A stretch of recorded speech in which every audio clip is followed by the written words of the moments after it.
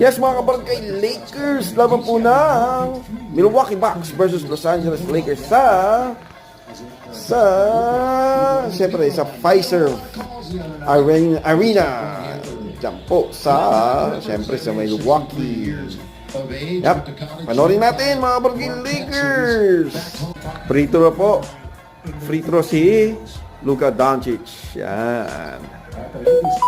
At sana po manalo Lakers mga kabarangay. Like, comment, share, subscribe, follow po FB, follow kayo at subscribe kayo sa YouTube. Pareho lang po, Barangay LA Lakers.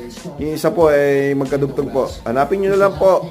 Saka thank you sa mga nagsasubscriber dyan, yung mga bagong subscriber, thank you po sa pag-subscribe. Tsaka yung mga continuous na nanonood sa channel natin. Thank you po sa inyo lahat.